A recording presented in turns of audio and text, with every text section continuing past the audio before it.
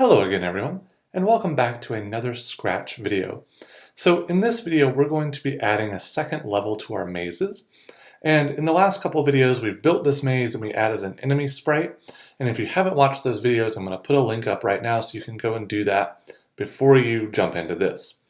Now adding a second level to your maze is pretty simple actually.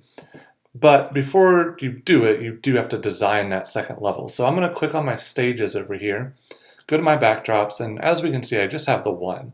I have this maze that I've already drawn. So I'm going to come down here to where I can choose a backdrop, and I'm going to click this paint button, and I now get a new backdrop. And I can kind of click back and forth between them to sort of see where my sprites are in each of those backdrops.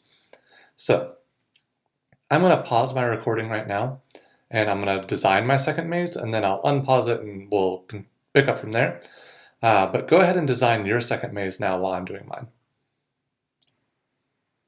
Okay, so as you can see, I've designed my second maze, and just for the sake of time, I made it pretty simple, because what we really need to do is we need to focus on how to get the code for that second maze to work. Now, notice that my second maze doesn't use any of the exact same colors that my first one did. So I have some blue, but it's not the same shade of blue. Same with the green. I have some green, not the same shade of green. And last, I drew a finish line here on this first maze. I'm going to draw one here on the second maze too, and I'm going to make sure it's a slightly different color. So I'll do something like a yellow this time for the finish line. Oops, I accidentally messed up. Didn't choose my little paintbrush tool, so I'm just going to click my back arrow. And that's okay if you do something like that. These little back, undo, and redo buttons are real lifesavers. So we'll go ahead and we'll draw our finish line. Make it a nice little yellow line like that. Okay, so now what we need to do is we need to get our cat to start where we need it to start on the second maze. And we need to maybe get our enemy sprite to do something different too. So we'll go to our cat and we'll go to its code. And if we look at the code, we have some code for when the green flag is clicked, and this is all for this first maze. So the first maze that we drew, not this one. So what we need to do is we need to go to our events, and we need to make new code for when our backdrop switches to, and this new maze is going to be called backdrop 2 unless you renamed it. So if I click on my stages over here, go to backdrops, I have backdrop 1, which is my old maze, backdrop 2, which is my new maze.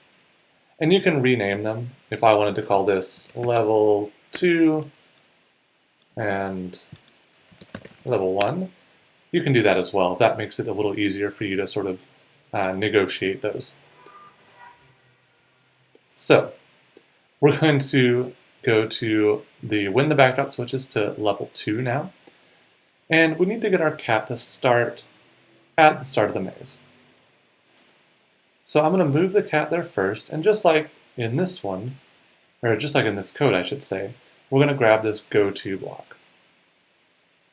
Okay? And then we're going to do the same basic code as this. So we're going to grab a forever block, but instead of touching the brown walls, it's going to be touching these sort of lime green walls.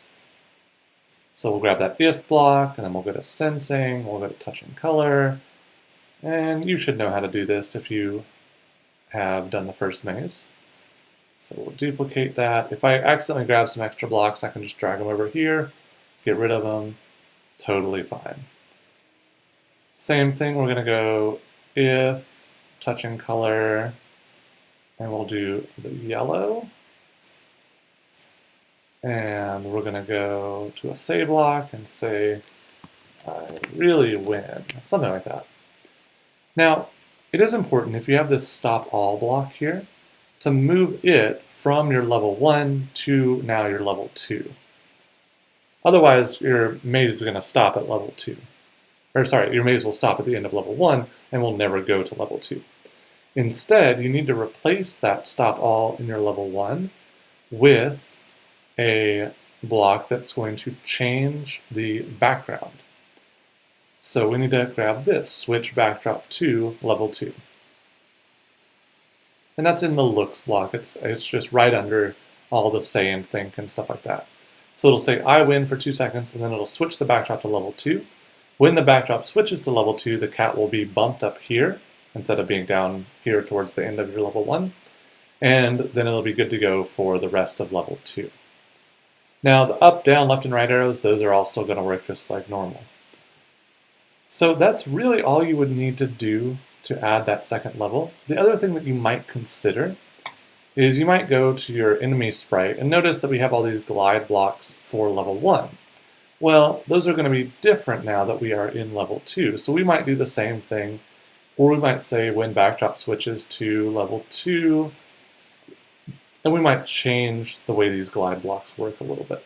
So we might have him start up here again,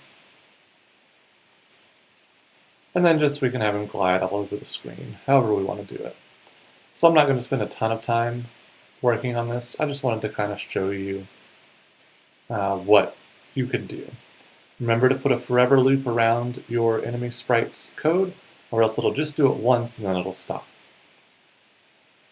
Okay, so we're going to test this, but it's not quite going to work yet, and I'm going to show you why. So when I press my green flag, what it'll do is it'll go to the spot where it thinks I should be when I press my green flag, but it's still on level 2.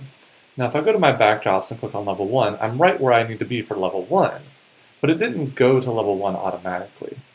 So in order to get it to do that, we have to tell it when we click our green flag to go to level 1. So we need to tell it to switch backdrop to level 1. So now whenever we click that green flag, even if, I'm just going to go over here, even if we've won the game once and we start at level 2, if we click the green flag again, it'll zap us back to level 1 and it'll put us right where we need to be to start level 1. Alright, so that's how you add a second level to your Scratch game. And obviously you can add level 3, level 4, level 5, level 10, however many you want, and just keep making them different and new and exciting. But that's how you do it. So thanks for watching, and I'll see you next time.